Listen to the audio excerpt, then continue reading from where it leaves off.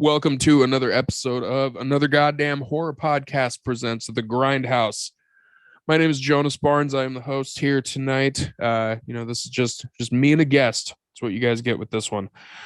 So first, a quick shout out to all of our Patreon subscribers. You guys are awesome. These shows are going to start to become just for you guys. Right now, we're putting a few of them out just to show people what's going on with it. If you've not heard The Grindhouse before, what we do is it's me and a guest. We deep dive a movie, go into it, spoilers and all. We praise it, we shit on it, we do whatever it is that movie entails. And I always bring on somebody either, from the comedy industry, from the movie industry, from the music industry, anybody that likes one of the movies that we're talking about. And my guest today is somebody that I met quite a long time ago. Met him when I first moved to New York to start to do comedy here in the city. And multi-talented artist, somebody I'm very happy to have on the show here today. And we're going to be talking about the movie The Burbs with Tom Hanks. But my guest here tonight, Carrie Terjanian. How you doing, man? Yay, buddy. Thank you for having me on. I appreciate it. Fuck yeah. Happy to have you on, man.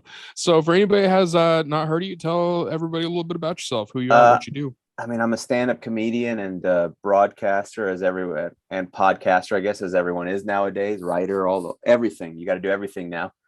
Based out of New York City, and I've been doing comedy since I was a teenager, and I've been doing that. I also co-host a podcast called Man School 202, which is like life advice, life and sex and relationship advice. I do that, and then I do a little bit of wrestling stuff on the side when I get a chance, doing some color commentary and managing. So I'm all over the place. Yeah, you do color commentary and managing for what's the indie promotion that you do that with? Well, I don't work with them anymore, so I don't want to give them any press. Gotcha. That one particular one, but I'm an independent contractor, so I'm all over the place. But nice. It used to be for one specific company, but yeah, fuck them. Don't worry. Yeah. They let me go, so what are you gonna do? It's all good. No, I get it. That's no, I don't have any beef, but you don't get free. Even if you don't get free press. You don't get the free press. No, not after you let them go. It's not how it works. That's part of what we do here. Right. Yeah. No, you don't do that. And you, I always appreciate everything you do, man, because over the years, you're a great promoter. And as far as comedy shows and producers, producers go, you've always been a stand-up dude. I do what I can, man. No pun intended. Yeah. you do a good job of like running professional stuff. So I've always appreciated that. Well, thank you. I appreciate hearing that, man, very much. Yeah. And just so everybody knows real quick, if you hear any noise in the background, like sirens and shit, we live in New York, so you're just going to have to deal with that. New York sometimes does a guest appearance on the podcast, and that's just the way that it works. It's going to happen, yeah. And it's also summer, so there's a lot of people passing out in the street, so it's going to happen. Dude, it's so gross out. It is. This is something I don't think people realize about New York. When I moved here from the Pacific Northwest, so like from the Seattle, Portland area. Okay, yeah. The summer here is like New Orleans. It's so humid and gross. Like it's awful. And I never expected that when I moved here. I don't know if like it just was. I didn't think it was going to be dry heat like Arizona. No, but I didn't know that the temperatures and the air was going to choke fuck me when I went outside. Like I did not know that was going to happen. It's rough. And so the weird part is my girl just moved here from California. So I met her and we were both, doing a distance thing. So we wanted to live together. So the choice was either New York or California. And I kind of leaned her towards coming this way. And I still wonder if it's a big mistake. I don't like the heat, but this New York heat is worse. The sun is worse. And it's definitely gotten worse, like over the years with a little bit of the climate change. It's not the same. I grew up here all my life. So I can tell you it's gotten progressively worse. And now I just tried everything I can to stay indoors. Right. It becomes it becomes one of those dystopian. I treat the summer like one of those dystopian movies or something where, there's just like Waterworld or like where you're in a desert or something where I go out, get everything done before 8 a.m. and then I don't come back out till about 7 p.m. and I hunker down in the basement where it's nice and cool. When I moved here, get this shit. I originally moved here and lived in Union City, New Jersey. Oh, I know Union City well. Yeah. Yes. So like Union City was dope. I mean, people shit on New Jersey and rightfully so. There's a lot of parts of New Jersey that are just absolute garbage. And there's parts of it that are cool too. But the thing I liked about Union City is that it was like a for real neighborhood. Like there was families, there was like little holes in the wall, neighborhood bars and restaurants and shit. Like lots of Puerto Ricans, lots of Dominicans. Like it was very diverse. It was very cool. But the apartment that me and Lauren, Lauren Petrie. Yes, I do know Lauren Petrie. Yeah. Yeah, so she's like one of my best friends. At the time we were dating, that's why we moved here. Like we're in a relationship and stuff. So we lived together for a while. And she's fucking married to a mutual friend of ours, Nathan Rand now. Nathan Rand, yeah. Yeah. So, but we lived in that apartment, and like, dude, when the summer hit, we had an air conditioning. It was central air. It was super shitty central air, which is not like the place that I have now, which thank fuck I have the central air now. But the air conditioning that we had at that apartment was just trash. Like it wouldn't work half the time. And we had one of these summers. I don't remember which one it was, but it was a particularly nasty summer. And our air conditioning went out at the beginning of the season. Oh no. And we were like, well, fuck this. Like, we got to get this fixed, So we harped on our landlord and everything. And it was, we finally got it fixed. But there was this like probably 3-week period of time where we didn't have any air conditioning. Oh, and it was, dude, it was hitting 90 plus, and we were like, this is like one of the widest situations ever. Like we were sitting in bed and we were like, sweating in bed, and we're just like, this is like unlivable and shit like that. Like there's people that have never experienced air conditioning in their entire life, and they've had blistering heat, and we're just like, this is unlivable. You're ready to do a murder suicide with each other. Seriously, I'm just ready to fucking do this. But one thing I found out is like we didn't have any roach problems until that happened. Once that happened, oh dude, wow, like all of a sudden we had like this corner of the room where we saw like one roach, and it was just like, oh, like New York, East Coast, you get the roaches or whatever. Yeah. Within 3 days, there was like a whole fucking family. There was like multiple parts of the roach bloodline that were hanging out in the bedroom where it's like, oh no. Like, so like roach family reunion going on. It was fucking so bad. It was like Joe's apartment. They that old set fucking up movie. A little community, like, wait, is that a church? Did they actually, why are these roaches Christian? It's interesting. How did they? They're doing a little sermon in there so quickly. Yeah. What I found out is that they actually all congregated into an old Xbox box that I had from when we had moved. So it was this box that I had like underneath our TV and shit. And I didn't even cardboard box or an actual Xbox in it. No, just the cardboard box. Yeah. And I didn't put 2 and 2 together until we got the air conditioning fixed and we went to clean the room and like, get rid of the roaches and shit. I went over to that corner and I moved that box and I heard all of them inside it. And I was like, oh no. Yeah. Like that's where they are. I have to burn that box. Like I have to do something. Oh no. So that was like their 9/11. That was the roaches. It was. It very much was, dude. The day the music died. I fucking threw a tarp over that thing and wrapped it up and took it outside, and I legitimately set it on fire. I was like, nope, I got to do that. There's the only way. As a side note, roaches take a long time to burn to death. Really do. They're a very resilient bug. Yeah, that's why they've been around as long and will continue to be around. The only thing that seems to kill them is stomping them with a shoe. So I don't know what people did before they had shoes. Dude, in the Middle Ages or whatever. I literally stomped on a couple before when we had them and they didn't die. I was like, you little motherfuckers. People are not lying about how crazy they are here. That is a crazy thing. Yeah. Sometimes the roaches get big enough, you stomp them out and then you're like, what? They just like kind of mean mug you. They're like, you thought a shoe was going to stop me? Like, you're fucked now. Like, I'm going to ruin your life now. Roaches are the original horror villains. They really are. Yeah. That's why like movies like Starship Troopers, that's why the bugs always look super nasty, because they remind people of cockroaches. Yeah. So the movie we're going to talk about today is it's a classic, man. It's from 1989. It's an early Tom Hanks film. A lot of times people think it's Tom Hanks's first film. It's actually not. His first film was also a horror film, but it was like more of a psychological thriller. And it was a movie that basically nobody saw. So it kind of never, it never gets the thing. But The Burbs, 1989, from fucking Joe Dante, who's a well-known horror director.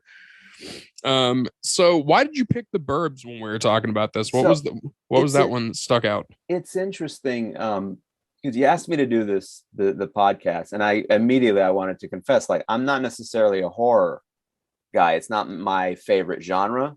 Right. And so I was trying to think of something that, and you were very kind of like, it doesn't have to be horror, whatever it is, as long as something or somebody's dying, we Horror can, adjacent. Yeah. horror adjacent. And so I was like, okay. So at first I was thinking, all right, well, what are the films that I like that I can come up with an excuse? And I like being on theme. I like the challenge. So what can I come up with? And at first I was thinking, or maybe Dr. Strangelove, because what is more of a horror film than the entire world dying? Sure. That's somebody dying. Different little films. So I was actually did some research and thought, all right, what are some films? And Apocalypse Now, or and then some of the classics where I'm like, somebody must have done The Shining or whatever. But then I thought, for whatever reason, somehow my ADD got a hold of me, and I was just flipping through HBO Max to try to find one or whatever. And sometime Hanks one came up, and I was like, oh, The Burbs. I love The Burbs. I actually genuinely love The Burbs as a comedy because growing up, for whatever reason, The Burbs was one. Every local TV station you had, they buy movies, right, to run on the weekends when there's nothing to put on TV, especially back in the day. Maybe now they have original programs and stuff. Back in the day, and they would rotate them. So they'd buy like the rights to a movie. The Burbs, for some reason, was on Channel 11 here in New York. It would have been maybe every other weekend. That's what it felt like. It was The Burbs, and I also remember watching the movie La Bamba for some reason, just because it was on every other weekend. But I genuinely loved it. And I go, oh, this is perfect. It's a horror film. It's a legit horror film. It's a comedy. Yeah. I like it because it's a comedy. So I don't tend to watch a lot of horror film. And also it's a well done comedy. It's a fun comedy. I watched it with my girl a couple months ago, just by chance again, because, she loves 80s movies. And I was like, oh, this still holds up. Like, it's still funny. Mm-hmm. And we were talking a little bit about that. I think it holds up because it's of an era in this time frame when they treated comedies like a movie, and by which I mean they didn't. Now when they make a comedy, like, it's a comedy, they put this filter on it where it has to be slapstick and kind of wacky, and this was a time frame where they treat it like it's a regular movie. So the story has to make sense. Everything has to be grounded to a certain level of reality. And in this one, like, this is a very believable reality. Like, it could happen to an extent. It's crazy that, they live next door to this group of people, these Europeans or whatever, that move in, and they're suspicious that they're crazy, weirdo people, but it could happen. Right. And for sure. So it stays grounded in that level of, like, I like that level, as opposed to comedies now. Sometimes, outlandish things happen, which I don't mind if the whole film is outlandish. I just hate it when it's supposed to take place in reality, and then like a silly over the top moment happens that you go, well, that would never happen. It's kind of like if you look at the movies like The Hangover and stuff like that. Like, you can understand dudes going out to a bachelor party, in Las Vegas and getting fucked up and doing something crazy. But then, like, that entire movie just goes crazier and crazier and crazier. Right, like, you stole a tiger and, like, tried to fuck Mike Tyson. Like, this is what happened, Yeah, that's one of the, and that particular film was one that, like, set off this craze because it was so successful. It set off a craze of, like, R-rated movies where everything had to be just insane, wild shit as you could do. Like, as much, let's take it all. And it just was, and that's not good. No. You can't just it can't just be all stunts. It has to be a little bit of grounding to make it all make sense later. Right. And when it comes to movies like that, it's when you do those, like, extreme crazy shit in the comedies type of things, those they either hit really well or they miss horribly. Like, they're home there's runs. no they're in between. Home run swings. Like, Barry Bonds was, I think, when he would lead the league in home runs, he also led the league in strikeouts. Right. Because if he hit it, it was a home run. But if he didn't, it was a fucking whiff. Yeah. And, like, I think also when you look at comedies, when you start to bring in fantasy elements, like if you do something like Hot Tub Time Machine or something like that, you can do crazy shit and have it be fine. I don't mind that. I don't mind that if you establish, or, like, I like the Naked Gun movies. Like, you establish from the top, like, oh no, this is a spoof. Zero reality. Yeah. I'm cool with that. For me, Well, and Scary Movie did the same thing. Scary Movie 1 and 2 were solid. Like, those were fun. They did the spoof thing. They did it right. They really, read horror movies the business, but then they started to do 3 and 4 and 5 and 6, and like the farther they got, just the worse they got, because they were gasping for air, you know. But those first 2, those were bangers, because you knew exactly what you're getting into, and like it was hitting movies that you like, even if you're not a horror fan, you're like, that's clearly The Exorcist, movies, you know. Stuff like that. So like, I'm not a horror fan necessarily, but I loved those first 2, the scary movies, because I mean, those are all classics. But the thing that happens is they get to touch on all the classic ones, right, in the first 2, right? So you get the first one, you touch on as many of the scary movies all time as you can, and then the second one you have whatever you didn't touch, and by the third or fourth one you're making fun of movies that just came out 2 months ago, right? And you're also hitting like really niche movies, like, right, you know, it's like people that are not super big horror fans are just like, I don't even know what movie you're talking about. Yeah. So this is also something I think with this movie, I think it's interesting, because if you look at Tom Hanks's career up to that point, it's kind of weird that a lot of people thought that this was one of his very first movies, because he'd already had some bangers prior to this. Like he had Big, you know, he had Money Pit, like he had these other movies that were these big Bachelor Party. Yeah, like he had these movies that were like these big comedies, and these ones that were hits and everything like that. So by the time I think he hit this movie and they took that little bit of a left turn into a darker tone of the comedy, he was already established as a comedic actor.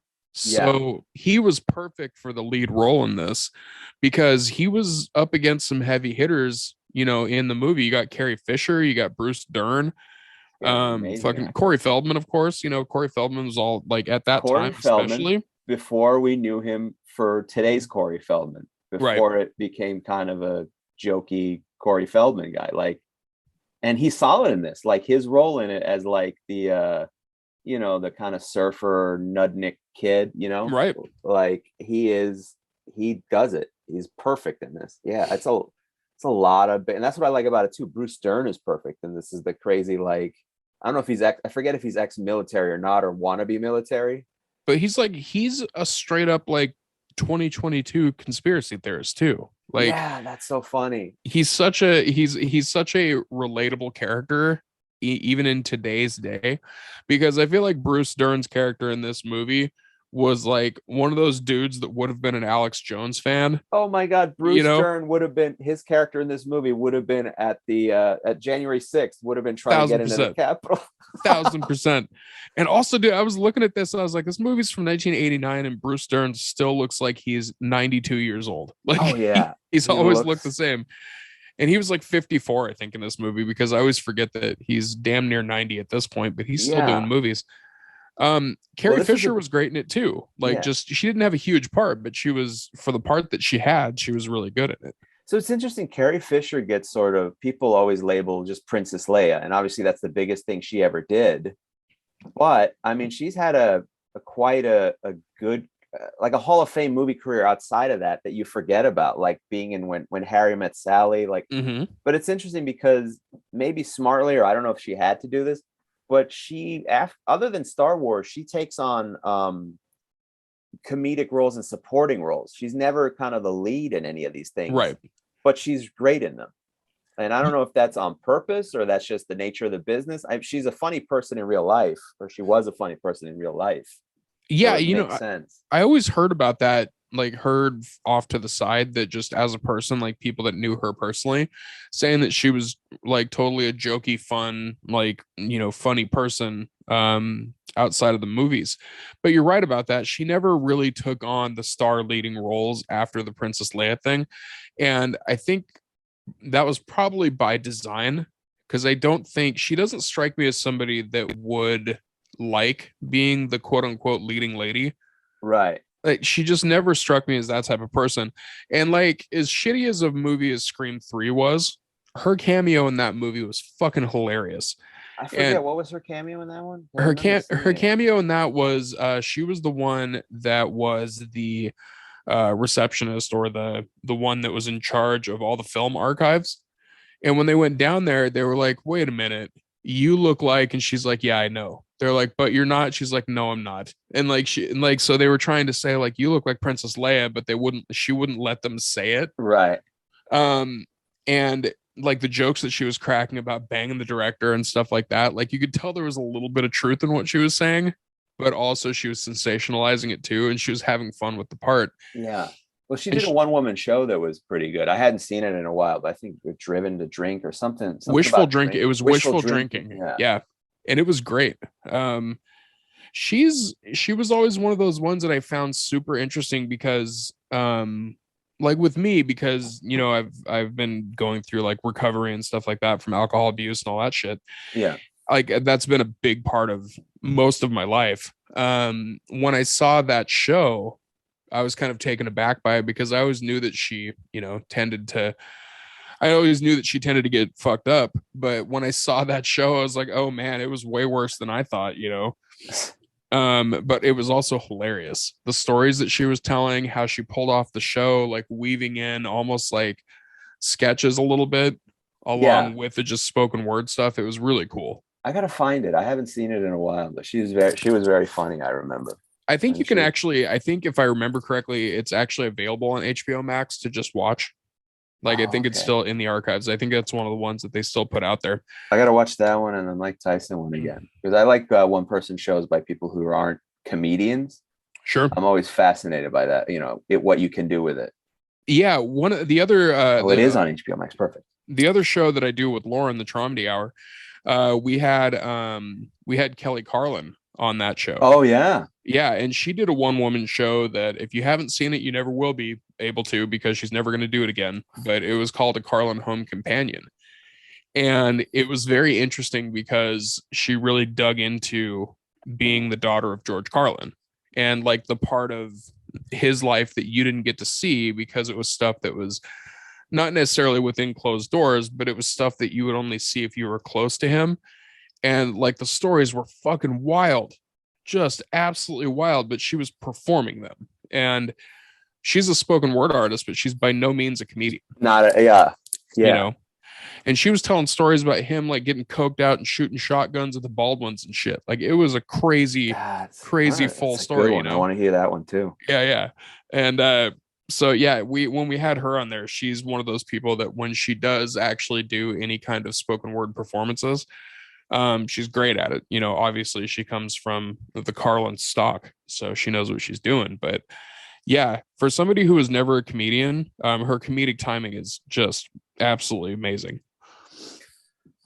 She's pretty good. I like when people know that they're like they don't necessarily go into comedy. Like she could have done stand-up, but she chose to just let me tell the stories. And I like that too, because it's different. Like if you frame it as stand-up and it's not funny, you're like, oh, but if you're a storyteller, I'm like, okay, not that there's no stakes in it, but it's a different level than stand-up. It's also why I like David Sedaris a little bit too, as a writer. Makes total sense. Yeah, I find him funny, but if he said I'm a stand-up comedian, I'd be like, this guy stinks. It's very weird. Right. And it's not fair, but at the same time, it frames it because there's patience. But also, you know, you're not doing it in front of an audience that's there to see stand-up. So for sure. Stand-up is a weird thing because it's so many different like, you know, when you go, oh, it's stand-up comedy, like a comedy club, like you'd never go, oh, we're going to the music club, right? For sure. Like, yeah. What's going to be there? Just any kind of music. It could be hip hop, it could be country, it could be classical. You go to a jazz club or a rock club or a blues club, a honky tonk bar or whatever. Right. So, you know,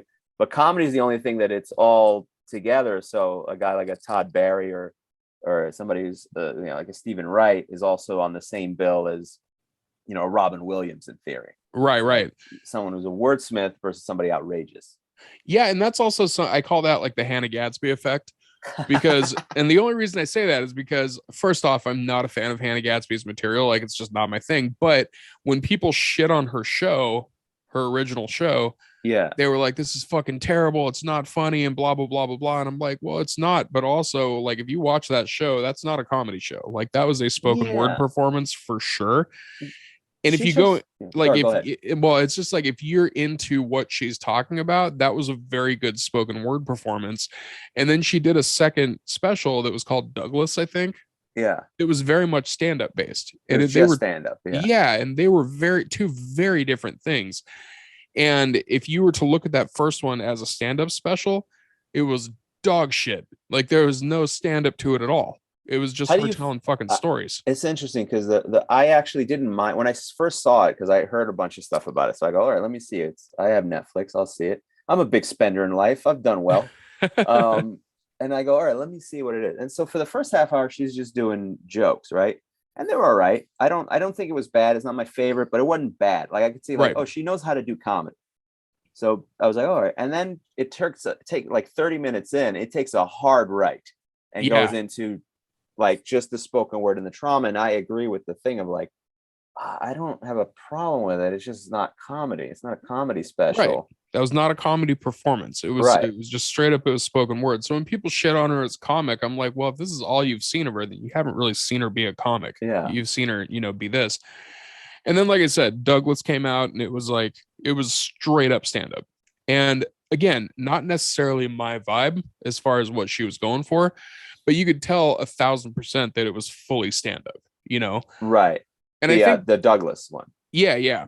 And I think that would be the same thing if somebody walked into and saw Drew Michael and they saw just his HBO special that he did that was like Yeah. that weird ass thing with no audience. And I like, was going to ask you, how do you feel about a gimmick special?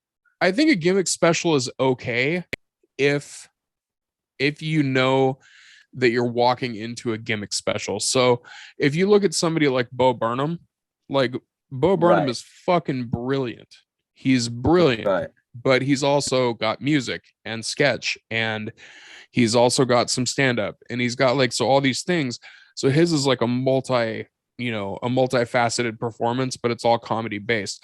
Whereas if like, I know that Drew Michael is a stand up, like I know that he's performed all over New York and LA and stuff like that. Like I know that he is for sure a stand up We've comic. seen him just do stand up sets. I've seen, or at least Yeah. I have. I've seen Yeah, him do, yeah. and he's 1,000%.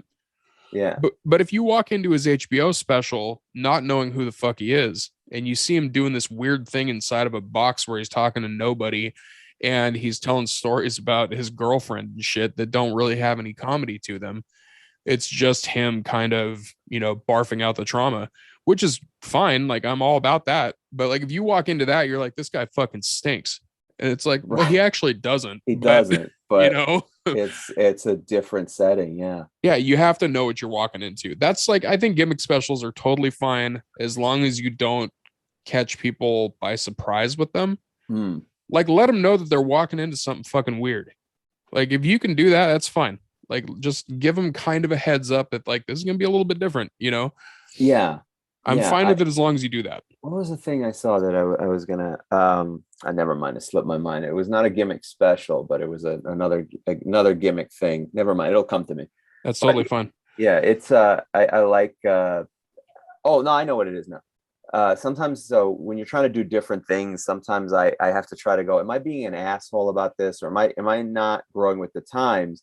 Because I remember that Andy Samberg and one of the guys from the Lonely Island Club, they did a Netflix, I don't know what you'd call it. It's not a special because it's not in front of an audience, but they did a full half an hour of just music videos, all based on songs they wrote about the Oakland A's from the 90s, about Jose Canseco and Mark McGuire. Okay. And I go, well, that's pretty niche. Right. And I go, and part of me is angry because, it's hard to get on Netflix, even though people are like, oh, it's easy. And then, the specials aren't special, but it's still hard to get on it. And it's right. a cherished thing. And you go, you motherfuckers wasted so much money and time to put out. I mean, I don't even know if you could call it a vanity project. Where's the vanity in it even? It's just it's like when you go, wouldn't it be funny if someone just took all this money and did in a writer's room, there's always that, like, how funny would it be if we just took if we got a special with Netflix and all we did was just film a horse taking a shit for 30 minutes? Right. Hilarious. And you go, no, not in reality. You're like, in reality, that's not funny. But then part of me was like, I want people to do different things, and here's somebody doing something different, and I'm shitting on it because it's different. But I don't think you're shitting on it because it's different. I think there's two different brains that you can use with something like that, because if you look at it like Andy Kaufman, what Andy Kaufman did was brilliant. But also, if you didn't go into that, like, there's people at the time that fucking hated it because what he was doing was so different and it was so out of left field and it was so just completely strange compared to what other performers would do. Like when he went on to Carson and he did the thing with the record player, like that Oh, the was Mighty Mouse. yeah, the Mighty Mouse thing was fucking absurd. And a lot of performers at that time looked at it kind of the same way that you're looking at the Andy Samberg thing. We're like, you motherfucker. Like you just took a spot from somebody who's probably been working their ass off to get onto Carson to do that bullshit, Yeah. And so I think and maybe I'm in the wrong. No, I don't think you're necessarily in the wrong. I think it's that when it comes to a thing like that, if you're going to do something like that, that kind of is also a home run swing. You're either going to knock it out of the park like Andy Kaufman, or you're going to fucking whiff. Right. You're right. And I think that's what happened. I think that's what happened with Samberg, because I've also seen the thing that you're talking about. Yeah. It's fucking dog shit. Like, but again, it's a chance that he's taking. It's a chance. But I did like he did a thing called which I actually pulled up now, called Tour de Pharmacy, which was an HBO fake sports documentary about like people just abusing drugs at like the Tour de France, which is hilarious. That is hilarious. And so you're right, it's something different and it is a risk, so that's the beauty of it. So and I think also with the Lonely Island Boys, especially, what they do is that like that's their shit. Like they take a risk, and it's like that movie, the movie that he made, Popstar. Okay, yeah, I didn't see that one. Was it good? It's funny as hell, but there was definitely a point where you could tell that they had to make a decision, and if they would have went the other direction, it would have tanked the whole movie. And that was just it. Very like you can tell that there's a tone of the humor that they're going for, where they're going like it is slapstick, like it is definitely like making fun of things, but it's not full scary movie, and it's not like it's not full Naked Gun, but it's like it's does it work? It works. It does work. Okay. It does work. If they would have taken it full Naked Gun, it wouldn't have worked. It would have absolutely hit with a thud. It just would not have worked at all. That's the balance I mean of like comedies, where they treat them like they can dip in and out of reality all the time with comedies. Yeah, and that's so like talking about the Burbs, that's one thing that's cool about it, is because this movie is like, it is a comedy, but it definitely has horror elements, and it has that darkness to it. And like I said, Joe Dante is the director, and he knows what he's doing with horror, but like also the comedy is not so over the top that it takes over the darker aspects of what it is. And for anybody that hasn't seen the movie, it's basically about, Tom Hanks and his wife, Carrie Fisher. They move into this suburban neighborhood, and he starts to make friends with the other neighbors. And they all kind of have this suspicion that one of the neighbors is into some really like dark shit. They think it's like, this is during the time when Satanic Panic was big too. So it's got that whole tone of like, they think that he might be like a Satan worshiper. They think that he might be, following the devil, and he might be like killing people on the inside of his house and like doing all these things. And they toe the line just enough to where it works. Like they don't jump fully into horror and making it like crazy, crazy horrific, but they also don't jump so far into the comedy aspect of it that it takes away from that. They balance it really, really well. Yeah. Kind of like Beetlejuice, that type of thing, where you balance the comedy and the horror, and you do it well enough to where you can kind of live in both of those worlds and get what you need out of both of them. And that's what this movie did. And I think also, again, with it being in 1989, this is also a time when you could do a movie that was PG rated, and you could get away with a lot of shit in a PG movie in 1989. They changed that up a little bit. So every once in a while you watch a movie and you go, a PG movie or something especially ones made in the 80s. I'd love to know what Porky's was rated. Porky's was rated. So I think Porky's, actually, that's an interesting one that you bring that up. I think Porky's was originally rated PG-13, but something happened in it that they made it jump to R. Like they made it jump to like before it came out. Yeah, something like the MPAA was like, no, we got to rate this one rated R. But Revenge of the Nerds, dude, like Revenge of the Nerds, there was parts of that movie that for sure would have been rated R in 2022. you know? Yeah, that's what I mean. Like a film that it's kind of and usually a lot of it is just gratuitous nudity. Right. They were big on doing that back in the day, and it was just fine. It was not a big deal back. They were just like, oh, here's just some nudity for no reason. Yeah. And you'd be like, yeah, in the middle of Revenge of the Nerds, or they drop a couple things. You go, this is a PG-13 movie, and you forget they changed it. Yeah. And a lot of 80s movies, 80s comedies were super rapey. Oh, Just most whether, definitely. like, and so I think it was such a weird thing in the 80s that they were like just okay with that tone in the movies. So that could be there without it being any effect on the rating whatsoever. But then again, like you look at movies like Beetlejuice, by today's standards, that movie would be probably still rated PG-13, but there probably would be a fight with the MPAA, Yeah. of making it R-rated versus not R-rated and stuff like that. And with this one, there's a lot of dark shit.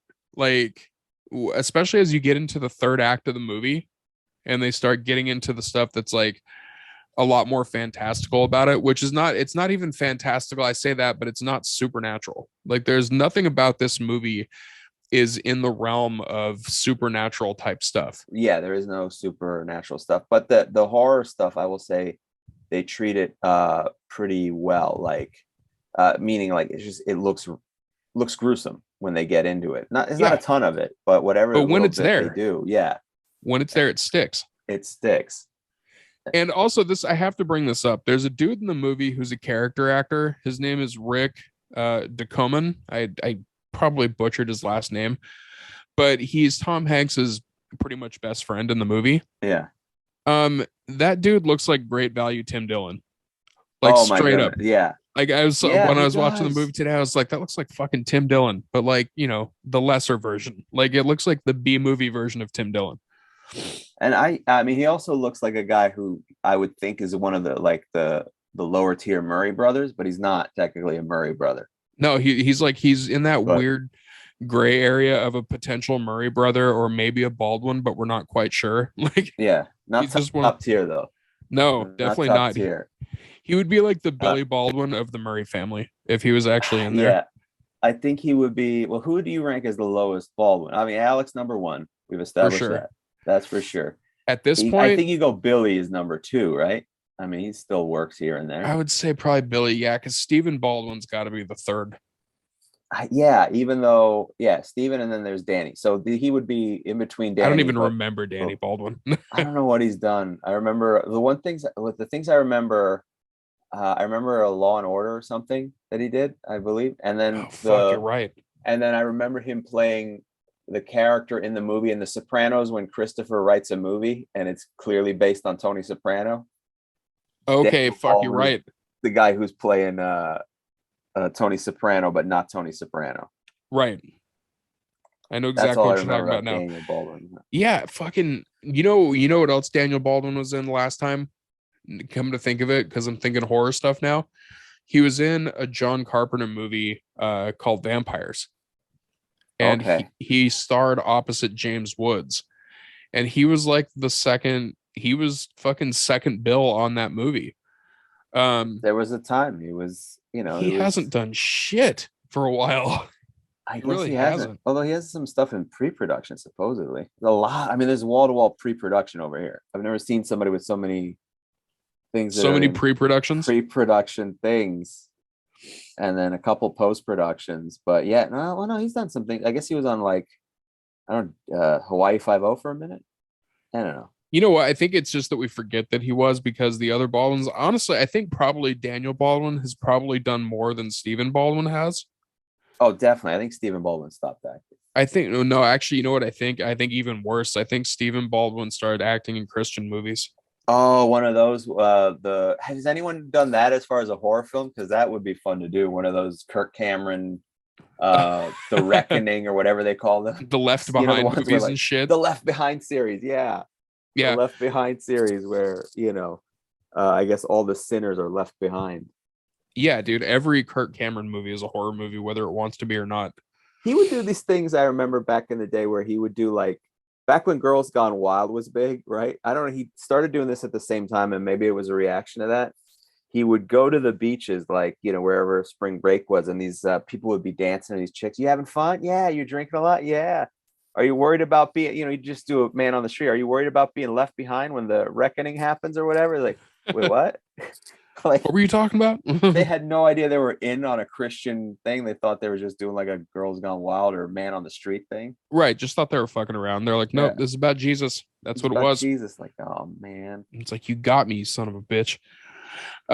So that's also a good transition over to this stuff. So the thing is with the Burbs that's interesting is that I think a lot of what makes this movie quote unquote a horror film, there is the satanic panic part of it, but also the entire movie is based around paranoia. So everybody in the neighborhood in this like little cul-de-sac is paranoid of this one house and this one family that they think are like ritualistic murderers, Right. And that whole paranoia thing kind of spreads. And it's interesting to watch it in this movie because again, it's comedically toned, but that whole paranoia thing is it's very much a thing of today, Yeah. With the internet age and everything, it's become something where like once like somebody that has a loud voice gets a paranoid thought in their head, they can spread that shit like wildfire. Quick. Yeah. Well, it's almost like a comedic version of a Twilight Zone episode. Because there's that Twilight Zone episode where the Martians just start cutting out electricity or something. Like the power just goes out, but they can't figure it out why. And then the neighbors start turning on each other. For sure. Yeah. And then the big reveal, spoiler alert for the Twilight Zone episode that aired 50 years ago. But the reveal is that the Martians did it on purpose and that they're letting them tear each other apart before they take over the planet. Right. And they're just letting their paranoia, but they do a good job with that here. Yeah, the neighbors, and then I forget about the neighbors do look weird and creepy. He's like a little rednecky looking dude, but also he's got like, it's not that he's too methy.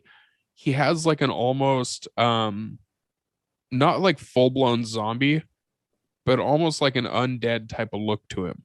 Yeah, it reminds me of the Undertaker back in the day, like very pale. The OG Undertaker. The OG Undertaker, like with the first debut of the Undertaker, where he had that pale face, where he almost looked like a zombie, but not. He wasn't. Right. I also remember that too because they had to look at him and be like, you know what, his eyes aren't dark enough, and then they put just like the most just noticeable black circles on his eyes. Oh, just like now his eyes look dead. Yeah, they did a lot, and then there's the I guess the father, the uncle of the whole family is the guy named Brother Theodore was the actor who people aren't familiar with Brother Theodore. So Brother Theodore, he plays like this uncle guy, but what he was primarily known for was doing these crazy monologues that he would do at this show, like every Saturday night in Greenwich Village. And for whatever reason, Letterman would have him on, and then he would just fight with Letterman. That was the whole act. Like he wasn't a comedian, so he would do these monologues, and Letterman would put him on, and I mean to the point where he'd continue the monologue, and they'd have to cut to commercial mid monologue, just because he wouldn't shut up, just because he wouldn't stop, and then he'd be pretend that he was angry about that. I guess I mean the whole thing is a character thing because you can't make just the fact that he's in the movie lets me know that this was a character thing because you can't make a movie with someone who is that unhinged. Then again, I don't know. You got your Mickey Rourke's and whatnot. So maybe you can. That's kind of like what happened at the end of it. Well, I'm sorry, what happened? I said it's kind of like what happened with Joker at the end of it, having the dude be unhinged on the talk show.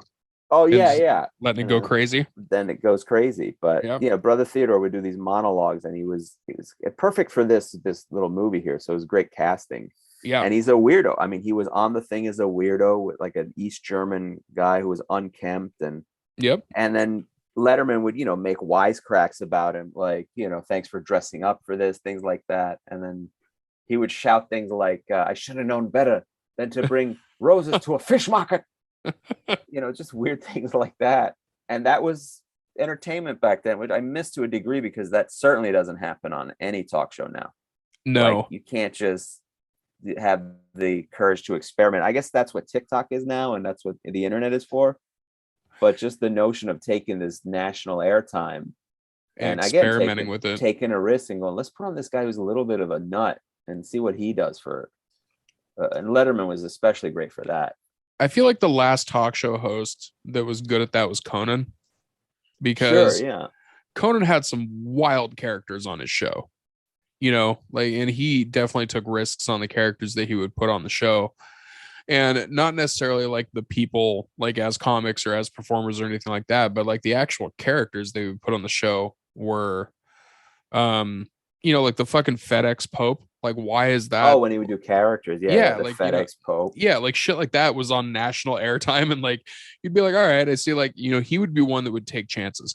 Well, that's how Um, you end up with some Triumph the Insult Comic Dog was supposed to be a one-off, if I remember, where it was the notion of it was they were doing all these different acts that were at the Westminster Jog Show, and they were showing off yeah, the talents, and so Triumph the Insult Comic Dog was just one of like 7 different, you know, like dogs that, you know, can juggle knives or something like that, and that one just stuck. But it was just a weird character. I remember them making fun of themselves, like they were onto that. So they're making fun of the comedy that they do, and you know, they had a rabbit dressed up like Fidel Castro who would be a DJ, you know, which was a purposely bad character, you right. know, where they go too many things, you know, Yeah, too much stuff, too too many much stuff. things. So this is something like, just to now, are you familiar with Joe Dante as a director? You know, it's funny, not fully. I know him because I know Dana Gould interviews him quite a bit, and Okay. they have worked together. So just to give you an idea, this will tell you why, this will probably give you an idea of why he was good for this movie. So the movies that he's been a director for have been Piranha, The Howling, Gremlins, Okay. Gremlins 2. Like, his horror movies that he does, like, they tend to have that kind of little bit of comedic note to it. He also like directed a segment in the Twilight Zone movie. But like the only movie as far as horror films go that he did that was like, I think would be considered fully serious would be The Howling. And Really? The Howling is even, it even has a little bit of like a comedic tone to it. But again, you know, if you look at like Gremlins and Gremlins 2 and stuff like that, like, you know, these are movies that have that little bit of dark sense of humor to them. So when you have this movie, the thing I think worked about the Burbs is that you have somebody who's a comedic actor like Tom Hanks, but also at that time he was also really good with doing that balance between the serious and the comedy.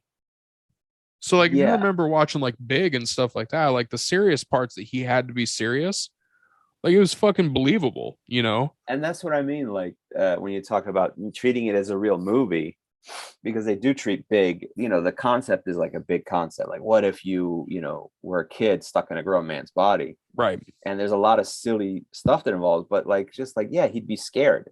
Like, this is scary. Like, he doesn't know what he's doing. He's got to worry about, you know, getting hurt, blah, blah, blah. Like, he'd be really scared, and they treat it that way. And that's why, yeah, Hanks is, you know, people forget when he started out, Hanks was more of a comedy guy than anything. Yeah. Like, he was considered a comedy guy because he did Bachelor Party and Splash and whatnot, and then yeah, he transitioned. When does he transition to just doing? Not that he just does drama, but I think honestly, I think it would probably be Philadelphia, was it Philadelphia? Wow. because right before Philadelphia, his biggest movie I think was A League of Their Own, and he was serious in that one, but he was also a comedic drunk, you know. So Yeah, he still had that humorous aspect to him, but then he went full AIDS in Philadelphia, and there was yeah. nothing funny about it. So There's it's just like, you know, not one laugh. not even a chuckle. Yeah, in Philadelphia, it's not even comedic relief. No, that was just an unrelentingly You think they sad cut one part. out? They had a guy who was like, I was in that movie for the Oh yeah, comedic yeah. relief, and they completely edited me out. That would actually be hilarious if like the deleted scenes, it was like Yeah. Leslie Nielsen like runs in there and does like a fucking thing. Clearly, you can't be serious. Yeah. Yeah, that would be fucking great. Yeah. So he does what I see. It's interesting. And I wonder how much of this is by design.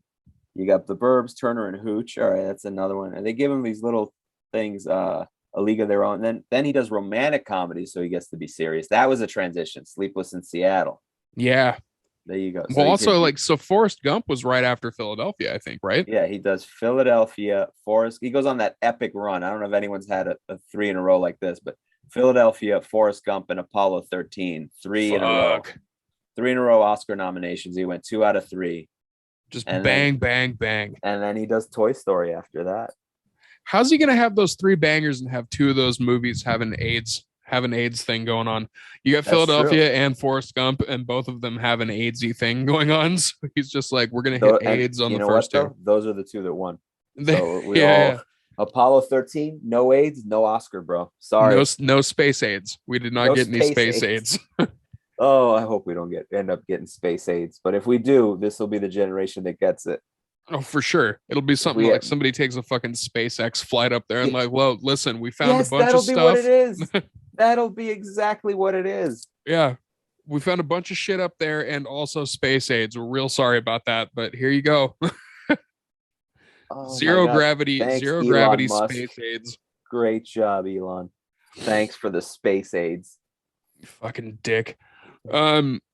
So one of the other cool things about this movie is that, like, okay, so one of the, like, what you're saying about them treating it like a real movie, I do love that. There's a part of the 80s that I do love because, like, specifically about that, because you have a lot of movies in the 80s and also bleeding into a little bit of the early 90s and stuff where they are movies that have very much a comedic thing. Like, they're very much like that, like the Burbs. Don't Tell Mom the Babysitter's Dead is another one, Okay. you know, where that movie is fucking ridiculous, but they treat it like a real movie the whole time. Like, that's another one that always jumps to me as something that they could have gone completely off the rails with. Yeah. But they took it and they were like, they took this concept of, you know, literally a babysitter dying in the first part of the movie. And then they turn it into like this, you know, kind of heartwarming, you know, comedy and coming of age story and stuff like that. You have those, you have the Burbs, you have Revenge of the Nerds, you have Porky's, you have Animal House, you have all these movies that have these comedic tones. And even if they're turned up to 1,000, they still treat it like a movie Yeah. that is not just a comedy, you know? The story also, they took time with the story to make sure the story makes sense. Sometimes with comedies now, the story is just kind of secondary. It's not a movie with a story, it's just a movie with a plot. And Right. the plot is just the device for the comedy, as opposed to the comedy should serve the story. 1,000%. Yeah. The comedy becomes like the thing that's like, it might be the spine that goes up the middle of the movie, Right. where they always can kind of go back to it, where it's like, all right, we need some levity, so we're going to do a little bit of comedic stuff here. Like, even if it's just a sight gag, even if it's just something like in the Burbs, they have a sight gag that's kind of a fun one, where they go up to the first time they go up to the house of the neighbors that they think is going to be like the, you know, the murderers and stuff like that. They knock on the door and one of the numbers drops and It becomes falls a down. 6. Yeah. So it says 666. Oh, that's it goes from 699. Oh no, it goes from 966 to 666. Yeah. And they kind of just have that moment where it's not like they don't focus on it too much. They don't like do that weird zoom in shit or anything like that. They kind of just look at it and just go, Yeah, you know. That's a huge thing with me also with comedies. They also, and I learned this from, I think, Barry Levinson talked about this. The camera work is different in comedies because they want you to know that it's a comedy with the shot, so they zoom in and do, like, you know, zoom in on the comedy. That's the worst thing you can do. You got to let it happen. Right. You know, you can't, like, that's the other thing when that's what I mean. Like, they treat it like it's a comedy. So everything has to change, as opposed to just you film it, whatever it is, you know, the cameraman should just be filming it. There shouldn't be a different style necessarily for everything. Absolutely. But, so this is something I want to bring out about the Burbs too. Yeah. Is that it plays it off like the end of the movie is going to be a bait and switch. The movie plays out like it's going to have one of those endings that just kind of drops off and it's just like, you know, it was a misunderstanding the whole time. That's not what this movie is. Right. Like, the fucking people that they thought were murderers were for real murderers. Like, that third act straight up goes into like, no, oh shit, like these people have fucking bones in their basement. Like, these are actual murdering psychopaths. And now they got to prove it. Right. And now they got to prove it. So now they got this thing where, like, you know, you got the paranoid neighbor and you got the best friend neighbor and you got the kid neighbor. And like, they're actually going through the house and finding all this shit. So like they didn't treat it so much like a comedy that they forgot about the fact that they were literally looking for proof of somebody being a murderer. And they Right. kind of embraced it, they embraced it in a way to where it was like fun to watch it. Like it was fun to watch them go through the house and find these little things, and like they find a femur and they find a human skull, and they're like, it's not something that they cheapen. It's something that they actually like take and use it, like you were saying, like they treat it like a real movie, and they kind of treat the horror aspects of it in a way that's like I would consider this like an introductory horror thing for somebody that's younger.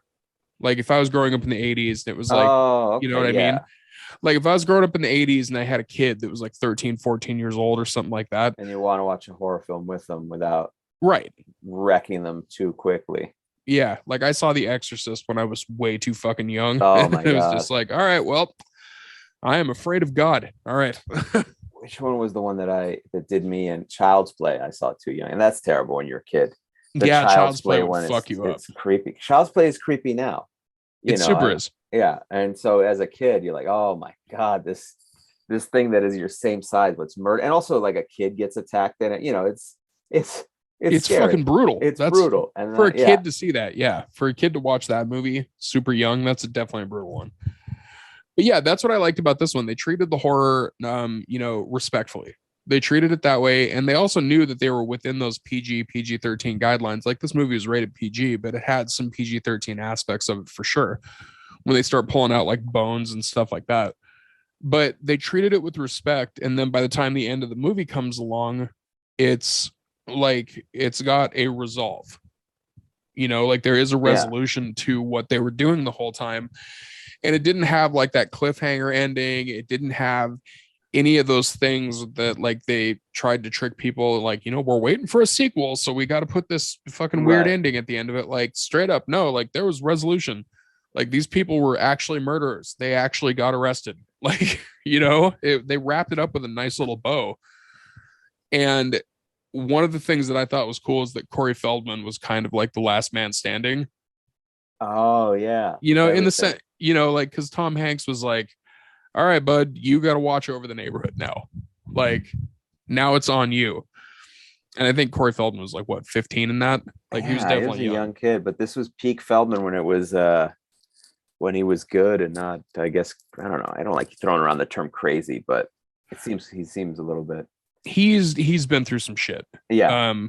So yeah.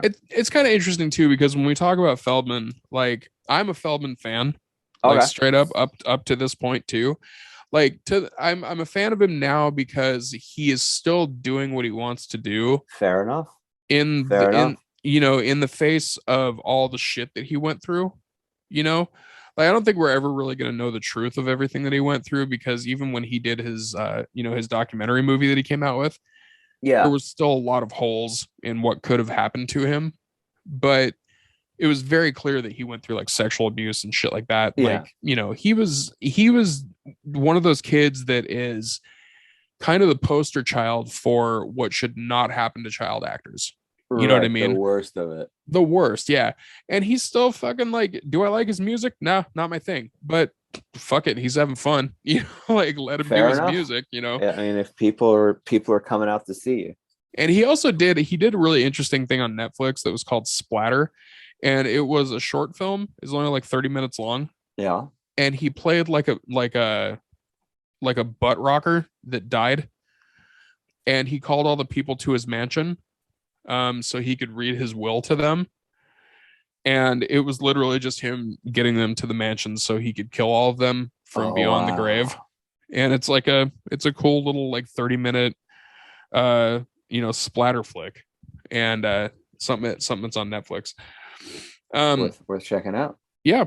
But yeah, Corey Feldman, he has a lot of also hooks in the horror genre anyway, even from when he was the youngest, because he was, I think one of his first movies, if not his first movie, was one of the Friday the 13th films. Oh, that's right. Was it the 3D? Or no, maybe it might have been Johnny Depp. It was no, Johnny Depp was Nightmare on Elm Street. Nightmare on Elm Street. Sorry. Yeah. No, it's fine. I mean, Johnny Depp was the one that got the most epic death in any Nightmare on Elm Street movie ever. And he Oh, was the one that really? got sucked into the bed and turned into a blood geyser. Oh, geez. I haven't even seen. All right, hold on. Let me while you talk, I want to pull that up. It Now was you have to see it. dude. It was the very first Nightmare on Elm Street. It was Nightmare on Elm Street 1, and he gets sucked into the bed and then just turns into a blood volcano. It's wild. Oh my God. And how they Yeah. did that effect was also cool. They did it in a room that was upside down. Like they made like an entire set for this bedroom. And then when they did the blood geyser, they turned the entire room upside down and they pumped all this fucking blood through the floor, or technically the ceiling of this film set. These are so cool. It's wild. But I looked it up now. So Corey Feldman's first movie was a TV movie, and then he did like a bit part in a 1979 movie. But his first movie, for all intents and purposes, was Friday the 13th, the final chapter, which I think is 4. I'm pretty sure it's 4. But so he did that. Then he did Gremlins. Then he did The New Beginning, which was another the other Friday the 13th one. Then he did The Goonies, which is another horror adjacent. You got Goonies. I'm sorry. I'm watching the clip now. I'm seeing he's sucked into the bed. All right, I'm waiting for the thing. Yeah. Oh wow. Okay, so I see how it would be upside down. Isn't that a fucking wild effect for that movie? Oh wow. All they did was just film it upside down. That's so cool. Yeah, so the way they did it is they actually made the film set and they made it on like a rotating thing. So you could rotate it upside down. You just flip it upside down.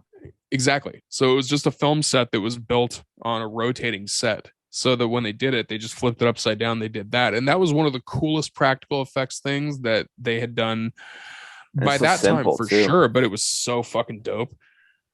See, look at that, guys. The Grindhouse. We got Harry watching the Johnny Depp death scene, the most epic Johnny Depp death scene ever for the first time. That was so cool. The popping his Johnny Depp death scene, Cherry. Thank you for cluing me in on that. Yeah, that was so well done. It's so funny when it's like a little effect.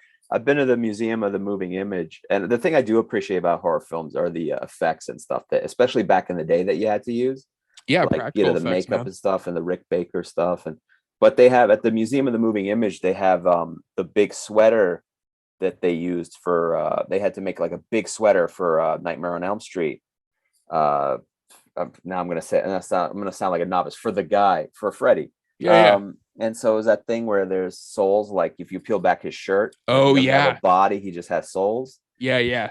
So the way they do that was they built a big skeleton thing that is a big skeleton thing that's like 6 foot large, and then people's actual heads are in there.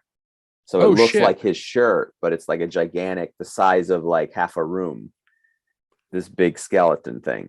Okay, I see. I didn't know that part. They sew his sweater on, and then it looks like little heads, but it's actually real size heads. Okay, I didn't know that either. That's actually fucking dope. Museum of the Moving Image. I highly recommend anyone going to New York. It's a pretty good, and it's a quick museum too, so you can see all of it, and it's pretty affordable. Is that the one that's out in Astoria? Yes, it is. Yeah, over by Kaufman, over on over on the Kaufman estate, or the Kaufman Studios. That's one of the things I like about like Trauma and stuff like that, because that's like Trauma. The movies are made for like $1.50, but like their practical effects and shit are amazing. And another friend of the show, another friend of another comic, Zach Amico. Yeah, I know Zach very well. He fucking works with them. He does all sorts of shit with cool practical effects. Looking at Corey Feldman's thing here, he goes from the Burbs to Dream a Little Dream, which like he goes through all these different movies where he's doing like a lot of the comedies and whatnot, and then he goes to the next one that he does that's a horror film, like a straight up horror film, is not until 1996, and it's Bordello of Blood. It was one of the really? Oh yeah, geez, the Dennis Miller vehicle. Such a weird time where he thought Dennis Miller was going to be. Well, I guess he had the charisma for a leading man, but I guess also Bordello of Blood was like I think that's a home run swing. Yeah, too. It was also this is interesting for anybody that's ever been interested in the Tales from the Crypt films.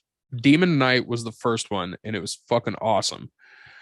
And that one has like Thomas Hayden Church. It's got fucking Billy Zane. It's got Jada Pinkett. It's got all sorts of people. Fantastic movie. And then Bordello of Blood came out, and it was like a disaster to film. Apparently, like, and I don't have a problem at all shitting on this dude. Dennis Miller's a cunt. And like this movie, I'm a fan, but he does have that rep. Right. And like I'm a fan of him when he actually is doing comedy. Right. I am a fan of him when he does comedy. Even if I don't agree with the shit that he says, I'm a fan of his comedic style. Gotcha. Yeah. But as a dude, I've heard nothing but horror stories about him just being a fucking asshole. What are the stories about this film? So apparently this film, he was such a nightmare to work with because he kept on trying to redo the lines. He kept on trying to like write stuff in and like ad lib it and shit. And it was just not working because his comedic style doesn't work with a vampire movie, you know, Right. Like he's trying to interject stuff and they kept on having to refilm shit, which is a pain in the ass in a movie like Bordello of Blood because there's so much makeup going on. There's so much makeup, so much practical effects, so much blood, so many of these things to where if your lead actor jumps in and throws a wrench into the filming, you have to do so much fucking backpedaling to try to redo all these scenes and stuff. So it was to the point where they were about to cut his fucking lines. Like they were about to cut his part and be like, we're going to do a whole different fucking movie with you being in half of it instead, you know? Which is crazy to go from the lead. Oh my God. Yeah. That's so insane. They ended up doing the movie the way it was supposed to be done. He was still the lead. He was still the main guy in the whole movie. And honestly, for what it is, it's a good movie. Like it's fun. It's gross. It's got awesome practical effects, you know, all those things. But yeah, it's I have the Scream Factory director's cut, like collector's edition thing, and there's a whole making of documentary about this movie to where it was just apparently a nightmare to make. Oh, do they go into it in the doc, or is it a political like? No, they go into it. They really do. What year did that come out? Like the 96. No, I know the movie. I'm saying. Oh, the documentary. So the documentary was relatively recent. Okay. You need a couple of years where people are comfortable enough to be like, because nobody wants to, no matter what, you want to be, you know, nobody wants to be difficult, even if the other guy's being difficult. For sure. You know, and also you got to deal with studios and stuff like that. Yeah. You know, there's studio execs that were like, listen, we know he was a cunt, but we can't have you guys talking about it. Like, right. Yeah. You know, we still got to make money on this movie. But Corey Feldman's part in the movie was actually great because he plays this like punk rock brother of the main actress, Erica Leniak. Who another one is like one of those 90s chicks that just kind of fucking dropped off. But he plays her brother, and he's like this punk rock, like burnout dude. And his parts when he's not a vampire are really funny. Like he's just a dick. And he like fucks with his friends, like throws darts at him and shit. And like once he goes into this bordello and becomes a vampire, he's the same like wise ass, you know, fucking asshole brother, but he looks gnarly. Like the prosthetics and stuff that they gave him are fucking cool. And he plays a very good fucked up vampire. Like you know, did a really good job of it. But that was, he made the jump from doing all the comedies and stuff. It took a while for him to get back into horror. It looks like from 1987 was The Lost Boys, 89 was The Burbs, and then after The Burbs, all the way up until 1996, he didn't do anything in horror again. And then he kind of dabbled in some horror stuff here and there. He was also in Citizen Toxie. I didn't know he was actually in a Toxic Avenger movie. Oh, okay. I'm not too. I mean, I know of them. Yeah, the Trauma movie, the Trauma films. But he was a big star in the '80s, man. But it's that childhood thing that, you know, that being a kid, like it's a weird transition. It is, and you know, I think also when he does do horror stuff, he almost always shines. Like I feel like horror was always kind of his. Do you think he loves it? I guess. I think he does. I think he does, based off of just what I've seen, even in interviews with him when they're talking about film stuff and not, you know, downward spiral and rape stuff, when they're actually talking about movies. He tends to have that still like kind of love for horror It as a took me. genre. It took me. It's interesting because I did one horror film that I was asked to do. Um, because I had worked with a director in another film there. We think I want you to do this, and I want you to voice. It's called Wonton Baby, but it was meant to be a campy horror film, right? I like campy horror, but yeah. Yeah, and so, but I didn't understand the concept of that genre. It took me a minute to fully understand like the concept of that genre existing, like a campy sort of like not serious, not 100% like I don't know, because in my head I'm like, oh man, this is gonna be rough, like I just looked it up right now. Yeah, it's from what looks like 2012. yeah, yeah. And it turned out to be, I mean, it was super fun making it, and I still don't like fully understand it as far as a film, but it's fun. And the baby is like, the what they use is sort of like a what do you call it, like a puppet. Oh, what? That's funny. I think it's 2012. Yeah, we filmed it like 2009. That's one of those. We filmed it in 2009. Somehow it's 2012 it comes out. But it was super fun. But I didn't even. It took me a minute to understand the concept of a like campy, which I Right. didn't. Which does that exist in any other genre other than horror? Yeah, I don't know if it does, but Right. I want to tell you something when you brought up that movie. This is how disconnected from the horror genre you are, Harry. Yeah. You worked with perhaps one of the biggest horror legends. I'm gonna take a guess because there's two. It could be Leatherface, the guy who played Leatherface, or Susie Lorraine, or It's Debbie it's fucking Gunnar Hansen, the one that Gunnar played Hansen. Yeah, the one that played Leatherface. I got to do a scene with Gunnar Hansen, and it's wasted. And I will admit, it's wasted on me. He was very nice, but it is wasted on me as not a horror guy, Yeah, it's because just I knew he was, Leatherface, but I'm like, oh, cool. Like I know who it is, but I also know that somebody else would have appreciated that more than I did. And that's one of those where I'm like, yeah, you're right. I didn't even lead with that on a horror podcast. That I right, dude. Yeah, did a you scene fucking with- like, yeah. Who are you? What do you do? Oh yeah, I'm in fucking wrestling and I do comedy. And no, not that I literally did a scene with Gunnar fucking Hansen. But also, I mean, there's also Debbie Rochon, Yeah. who's also a fucking horror legend, and also Susie Lorraine. Like, yeah, you definitely worked with some awesome horror people in that, and it was also a low budget film and stuff like that too. So Super fun. I loved it. Like that's I love doing it. that's one thing that I do love about horror is that it is fun. Like in general, unless you're doing a movie like I Spit on Your Grave, like it generally is a fun genre to be a part of, like doing all the crazy shit that's in horror. You know, Yeah, what's funny is the films that are, and it's usually the things that are supposed to be fun that end up being a nightmare to do. I don't know why it works out that way in show business sometimes. Like it's almost like if it's especially if it's like the happier the actor is supposed to be, like the nicer the character is. right. That's why people love Mr. Rogers so much, because he's genuinely nice, like Fred Rogers. Right. But a lot of the time those kids hosts are always the worst ones. The people who have to work with children are always like, the second the light goes off, like, get these fucking kids away from me, that type For of sure. stuff. Yeah. So it's always like the fun, like, the family comedy, and then there's Chevy Chase making it a fucking nightmare For sure. for everybody.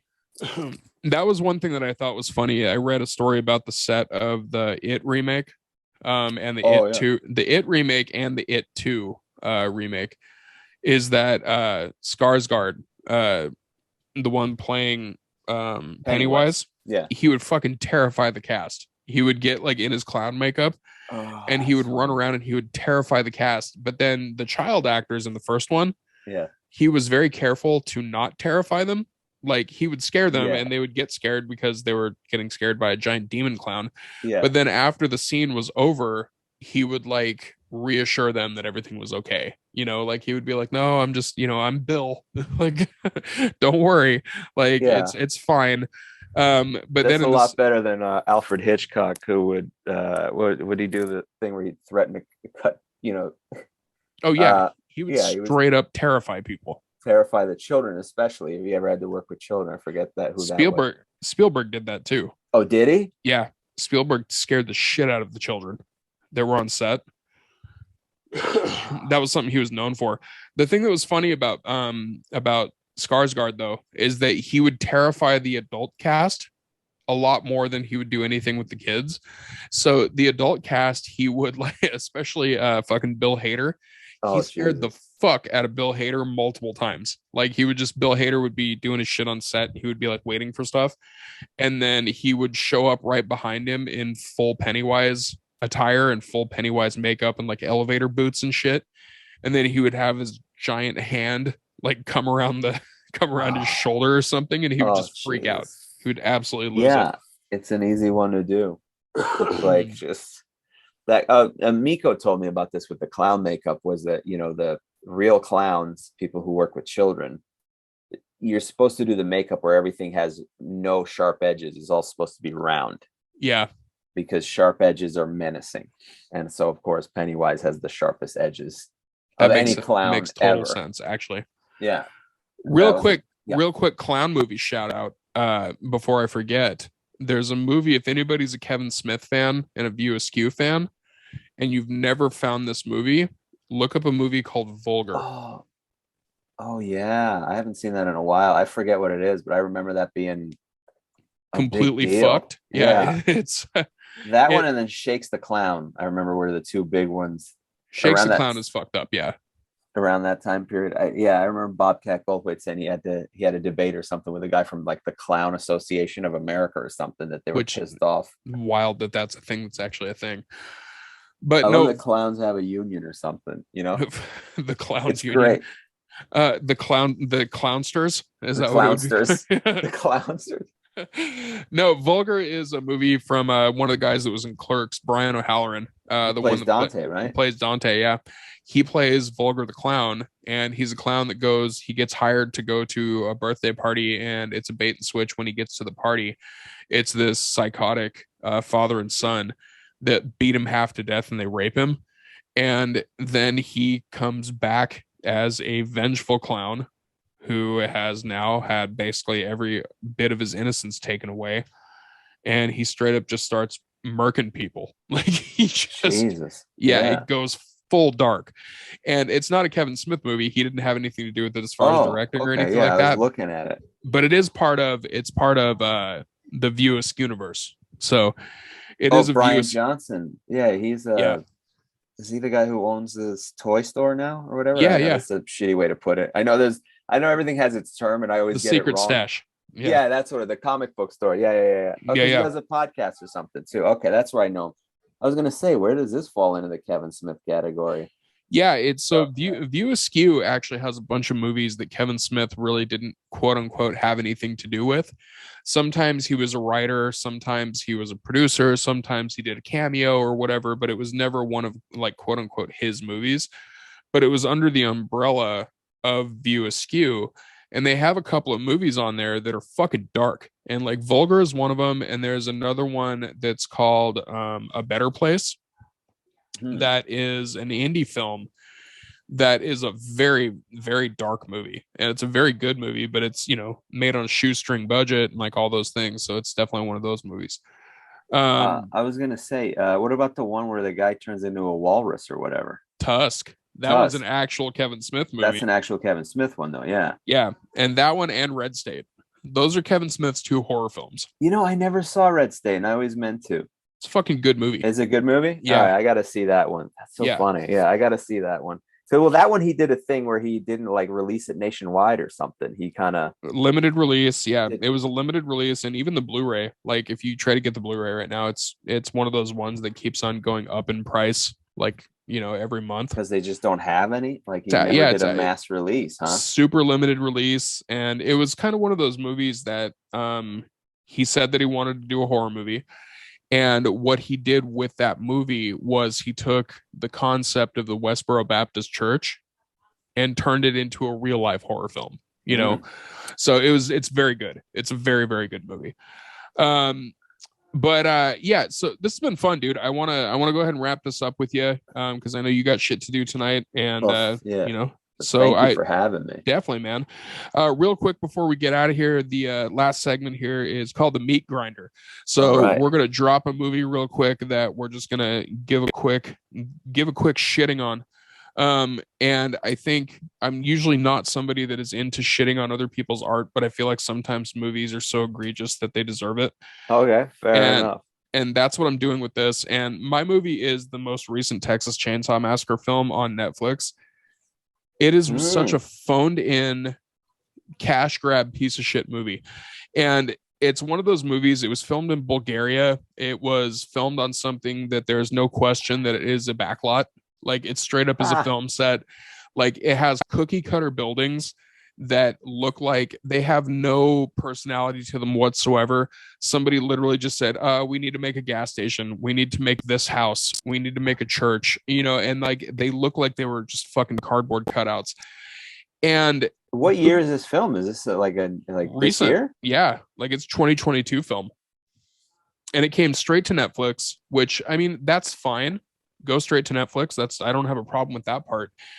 Well, But you know what's funny about Netflix? Netflix is either major, massive releases, or somebody, I forget, I think Ray Goots said it's the equivalent of the straight to DVD section at Blockbuster. the $5 Walmart bin, baby. Yeah, but the weird part is it's all under the Netflix banner, but you don't know anymore. I don't know if that's going to be a problem for them or not. Like, They've where you're been like, doing it for a while now. yeah, but you don't know the difference. Like, oh, is this The Rock and Ryan Reynolds, or Or is is this this? going to be some piece of shit that was filmed for $100,000? Yeah, You have no idea. You really have no idea.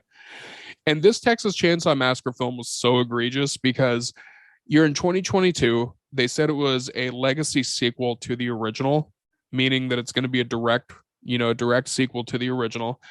And they had the main character from the very first one, Sally, who was the one in the first movie that was in the back of the truck. Like she got away, she was the final girl in that first movie. She comes back in this one for about 10 minutes of screen time, does nothing. Like she absolutely does not take Leatherface down or even become a threat to him in any way. And to put all of that on top of it, her death scene is literally Leatherface putting a chainsaw through her chest, lifting her up, and throwing her in a pile of garbage. and They that's it. literally took the final girl from the first movie and they were like, fuck you, you're garbage. And like, so Oh my she God. died in a pile of trash. So the only thing that was redeeming about that movie at all was there's a scene about halfway through where Leatherface goes onto a bus full of a bunch of Instagram teenagers that are trying to film him while he's doing his thing. And he just massacres the shit out of like 20 teenagers. And Oh, that's fun. it's a beautiful scene. It's like it's That's got fun. some of the coolest gore ever, but it's a scene that lasts 5 minutes in a 90 plus minute movie. It's Um, not worth it. not Yeah. at all. Nothing about it should have been made. Like they just everything about it was bad. Aside from that one awesome bus scene, everything else about it was just it was such a slap in the face to Texas Chainsaw Massacre. And for anybody that has seen all the Texas Chainsaw Massacre movies, most of them are shitty. Yeah. Most Yeah. of them are not good. And this was so much worse than even the This worst stands ones out as the worst one out of the bunch. by a fucking mile. Like, Oh, and wow. there's no reason that it should have been that way. So that's mine for the meat grinder this week. Fuck the Texas Chainsaw Massacre movie. Don't watch that one. The Netflix one. Just stay away from it. Try to find just that bus scene. That's all you need from the whole movie. You don't need anything else. So Okay. Harry, All what right. movie you got? What movie do you have to shit on? And it can be anything. Doesn't have to be I don't horror. It can be any movie. I don't. All right. So this is one that always is stuck in my mind, and it's weird because I don't even, to this point, I don't even remember much about the film, and it's a classic, and I don't know if I'm going to get shit for this or not, but I did not like the film Donnie Darko. I did not like it at all. And part of it is how much hype it got. This must have been like 10 years ago. I had never seen it. And I go, everyone keeps talking about this thing. I got to see it. I got to see it. And I hated it. I hated it because I didn't know what it wanted to be. It was all over the place. I thought it felt like it was being filmed like it was too cool for the room. I guess it felt pretentious. And then it's like all over the place. And I remember there being a scene with Drew Barrymore where she just plays a teacher. I think there's time travel involved. There's, like you're not sure what it is. Then there's not science fiction, but supernatural or time travel stuff involved with it. And I remember the scene that I hated was Drew Barrymore making a girl, like, I guess Drew Barrymore was in it for no reason, like one scene. She's not a character throughout the whole movie, so it's like a big cameo. And then she goes, there's a new girl that comes in or something, and she makes the girl sit next to who she thinks is the cutest boy in the class. It's just a very uncomfortable scene that doesn't make any sense in the movie. It's never talked about again. That character never comes back. And I just remember watching it going, what was all the hype about? Why do people love this so much? Like, I didn't get it. And that's the one. It was like, I wanted to like it. It was one of those things where back in the day, I was like, all the people that I know whose opinions I respect like this. Sure. And then I was like, oh man, no, this is terrible. Okay, so that's actually that is a hot take for sure. And I don't have a problem with that take at all. Because that movie's fucking weird. It's a weird movie. It's a weird one, yeah. It's not linear at all. It's not a linear film at all. And when you look up Donnie Darko on Google, there's always this part of Google where it says people also ask. You know what the very first question is? What is the point of Donnie Darko? That is the first question under people also ask. That's another thing. Right. What is the point of it? I remember that movie finishing and I did literally go in my head, maybe not in those words. I'm like, why did they make this? When someone makes something, you go, I'm trying to understand, sometimes I don't like something, but I do understand like the horror genre. I get why they made it. You're like, all right, it's a crazy story, start to finish. All right, I may not dig this portion of it, or any movie really. I don't dig it, but it wasn't for me. But they're trying to make something. This one, you go, I don't even know. It seems like, did they run out of money? Did they stop halfway through? It's like, what the fuck's going on here? Did they lose a bunch of films did they lose a bunch of reels on the way to the editing thing? Did a fire happen? Like, what was the purpose of this? I don't have any answers, and nope. I don't even have questions, in the sense of like, I don't even know if I'm, how sometimes a movie you have like questions but no answers. This one I had no questions other than why did they make it? For sure. And they're like, when a movie sometimes is that weird, it's that weird, confusing movie. Like, I'll want to watch it again because I have questions. I can see that being a movie where you're just like, I don't need to put myself through that again. That's fine. Yeah. Like, get the fuck out of here. Yeah. Now, if it makes you feel any better, there was actually a sequel to that movie made in 2009 that could not have possibly been a worse movie. So they made a sequel to it that is infinitely worse than the original. Yeah, and it's called S Darko, and it is, holy shit, is it bad. Oh boy. Yeah, so listen, again, it is a hot take, but I absolutely can see why that movie, why you were not digging that movie, because that one's very divisive. People either love it or they hate it, and the people that love it are super passionate about it, and then the people that hate it are kind of like you, where they're like, I mean, like, it's a piece of shit. Like, they just, it's like off to the side. It's like, that movie's not very good. I fucking hated that movie. But the people that love it are ravenous. They love it though. People that love it. Like, it has a rabid fan base, and that's the part that makes it more confusing.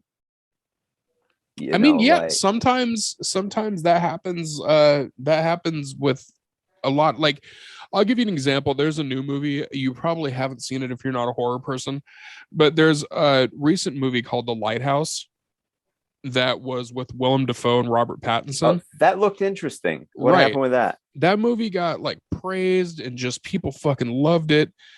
I could not have hated that movie more. And like, it baffles me that it got as much praise as it did, because like, it's artistically cool looking. Right. But aside from that, the movie fucking blows. Like, it's Nothing not, happens. the storyline sucks. It's not linear at all. It's just, there's a lot of things. The acting, and it's good. Like, Willem Dafoe and Robert Pattinson are, powerhouses. So it's good for the acting, but like, the movie itself, in my opinion, just sucks out loud.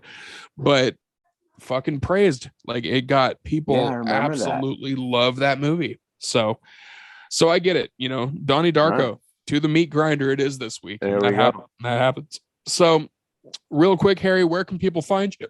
All my stuff where can people find you? All my social media is at Harry Terjanian. You can, you Google it, you'll find it at Harry Terjanian. And follow my TikTok. That's a new thing I'm working on. I'm putting a lot of stuff up there, and my YouTube page in particular. So, but all my social media at Harry Terjanian. I'm jumping over to TikTok soon too. I fought it for enjoyable. a while, but it's actually enjoyable. I'm sure it is. I think I was just being an old asshole about it. I was just like, oh, TikTok, man. Yeah. So Harry Terjanian on everything that's on Instagram, on Twitter, Facebook, all those things. And also again, shout your podcast out again. Oh yeah. Man School 202, the podcast I co-host with Dante Nero. We new episodes out on Tuesday, but you can go to YouTube now to find all the old episodes. Man School 202. Fucking love Dante too. He's fucking awesome, dude. He's the best. Well, Harry, this has been fun. Thank you so much for coming on. Very happy to have you. And everybody, please go check out his podcast. Check him out online.